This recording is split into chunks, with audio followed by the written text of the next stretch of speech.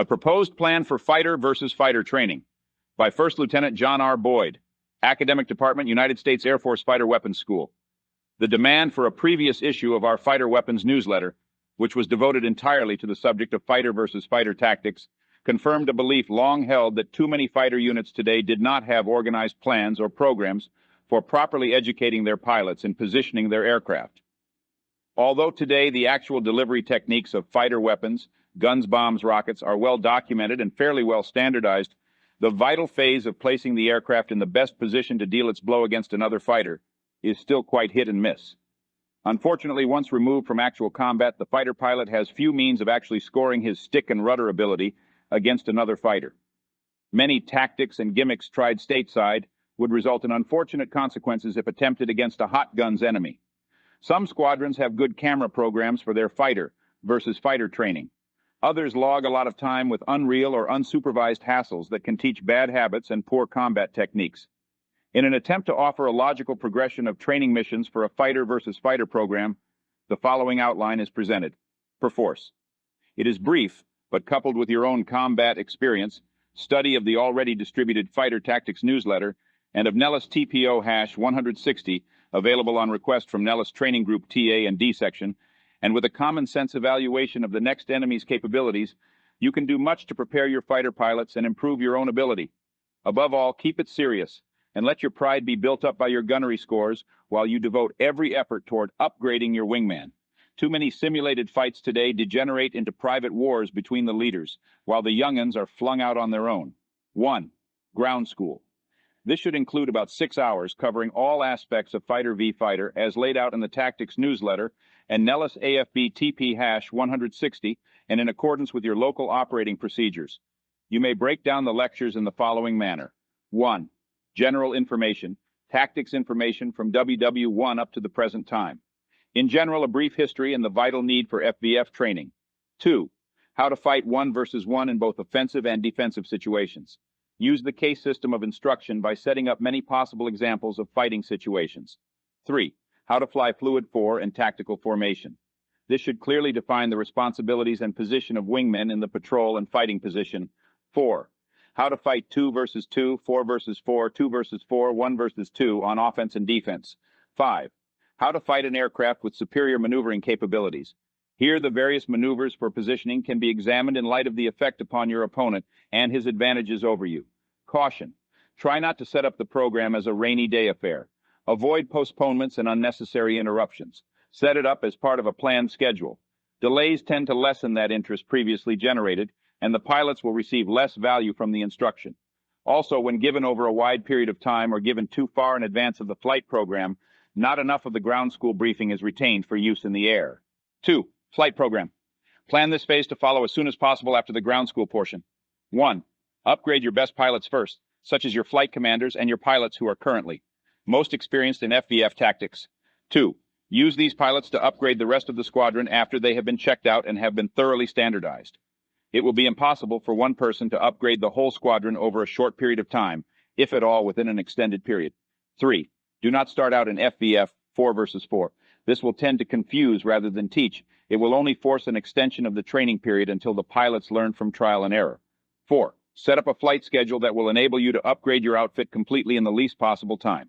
Here is an example of a progressive FVF schedule. 5. Fighter versus fighter flying schedule. 1. Elements of 2, 1 versus 1. 4 missions. A. First and second mission. Have student assume in trail position on the instructor and learn how to stay in that position throughout any maneuver. B. Third and fourth missions. Student should learn best position for wingmen in patrol and fighting positions. Emphasis should be on keeping position during maximum performance maneuvering. 2. 2 versus 2. 4 missions. 1 instructor. 3 students. A. 2 missions on the offense. 1. 1 mission as a wingman. 2. 1 mission as element leader. B. 2 missions on the defense. 1. 1 mission as a wingman. 2. 1 mission as element leader. 3. 4 versus 4. 8 missions. 1 instructor. 3 students per flight. A. 4 missions on the offense. 1. 2 missions as a wingman. 2. 2 missions in element or flight lead position. B. 4 missions on the defense. 1. 2 missions as wingman. 2. 2 missions in element or flight lead position. While using the above schedule, there will be some variation on whether a student will fly lead slots in the 2 versus 2 and 4 versus 4 missions. This will depend upon whether the individual pilot is checked out as an element or flight leader. degree of experience, etc. For the schedule above, the pilot starts out with the basic fundamentals of FVF, then proceeds toward the more complicated problems of mutual support, i.e., 4 versus 4. Therefore, you have allowed for gradual progression of the pilot, enabling him to master the finer points of FVF after gaining a firm foothold in the basic fundamentals. 3. Basic FVF maneuvers. The following maneuvers are basic to FVF training. You will be using these in various combinations throughout your tactics program. They are elaborated upon in the references quoted above. 1. How to perform the hard turn or brake. A. Estimate range and angle off of the attacking aircraft. B. Call a hard turn if your opponent is 2,000 or more and 30-degree or more angle off. Hard turn is a near maximum performance maneuver with visual control of situation. C. Call a brake if the aircraft is within 2,000 and at a low angle off, less than 30-degree. Brake is an emergency maneuver requiring immediate action without regard for visual sighting of opponent. D. Use rudder leading into turn, as this will tend to slow you down and also tighten your turn. In other words, you will hasten a speed differential and thus force your opponent to the outside, gaining lateral separation. E. If your opponent is within brake range but with excessive closing speed, it might not be necessary to use a maximum performance turn to force him to the outside. Remember, when on the defensive, your first concern is to gain lateral separation.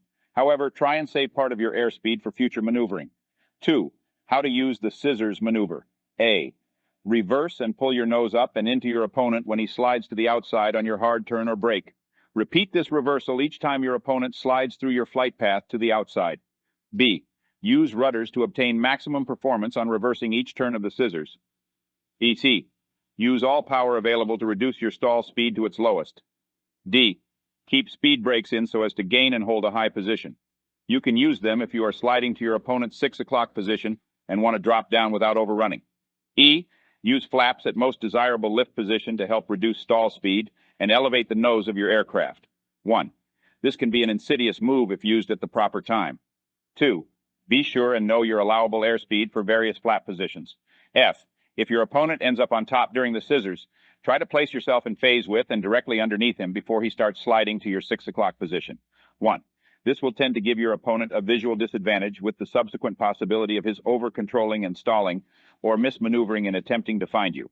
2. A stall would tend to force him to settle and slide forward. Remember, the airspeed up to the point of stall is less than after the stall occurs if the aircraft is not in an excessive nose-high altitude, so use smooth trim and rudder technique to get the most out of the aircraft at slow airspeed. G. If you should get your opponent in a vertical scissors by forcing him to the outside in a descending brake, reduce your power, extend your brakes, and drop your flaps, if slow enough, to try and force your opponent below and in front of you. H. The decision on when to scissor an opponent will depend upon how rapidly he is sliding to the outside of the turn and how far behind he is as he slides through your flight path. Keep your opponent in sight as much as possible. A reverse too early will be to his advantage. 3. How to perform the high-speed yo-yo. Assume you are closing rapidly on an opponent. A. Slide high and to the rear of your opponent when you are no longer able to stay in his turn radius. Trade your airspeed for altitude and therefore diminish your turn radius. Maintain your advantage by going high at 6 o'clock. Avoid waiting until the last possible moment to yo-yo off an opponent. He may pull or break up into you and force you on the defensive. B. Try to slide back down to your opponent's 6 o'clock position. Use speed brakes and power reduction as necessary to help prevent overshooting. C. If you should slide down at too great an angle off, your opponent may pull up into you, thus forcing you below and in front. D. In this case, roll 1/4 away from your opponent and pull up with him the moment he has committed himself to keep him in sight and get on top. E. Otherwise, spiral or dive away to open up the distance, as most likely the angle off will be too great and your opponent will end up on top. 4. How to use the low speed or inside yo-yo. Assume you have placed yourself at the 6 o'clock low position on your opponent and are unable to pull lead at a low airspeed. A. Slide to the inside by dropping your nose. Try not to burble the aircraft. This will allow you to close on him by increasing your airspeed and cutting to the inside. B. Shallow out your turn and slide up to the 6 o'clock position when you reach about 45-degree, 35-degree from line abreast. This will position you somewhat closer to your opponent and reduce your lead requirement. You may have to repeat this a few times to position yourself correctly. Remember, your opponent can cancel you out by doing likewise or by making a hard break into you on your upswing toward his 6 o'clock position. 5. How to perform the diving spiral. A. Lower your nose and start a descending turn. Pull as many Gs as the situation warrants. This is to prevent your opponent from tracking you. B. Avoid an excessively nose-low altitude, as this will make you easier to track. However, dive steep enough to maintain the airspeed necessary to pull maximum Gs. 6. How to perform the spiral for airspeed. Assume an opponent yo-yos or slides to the outside, but not far enough forward for you to reverse into him. A. Wait until your opponent has about reached the apex of his yo-yo, or has slid well to the outside. B. Reduce some of your Gs and spiral down 180 degrees away from your opponent. Relax more and more Gs as the distance opens up and your opponent is out of effective range, about 4,000. Only reduce enough Gs initially to accelerate away from your opponent and at the same time keep part of your lateral separation. 7. How to perform the high G barrel roll. A. Initiate a hard turn or brake to get lateral separation, or use the diving spiral and reduce power to obtain lateral separation. B. Reverse and barrel roll in the opposite direction without releasing your Gs. Come in with top rudder when coming down the opposite side of roll to prevent dish out and also to flatten out your roll. C. Fly the aircraft on the burble all the way around the roll. This will slow you down, tighten your roll, and tend to force your opponent to overshoot. D. Look for your opponent high and from the direction of the roll. He will normally slide below and forward from that position if he overshoots. Caution. Try to keep opponent in sight at all times, as he may pull high out of the roll and wait for you to complete it before coming in again. 8. How to perform the hammer turn.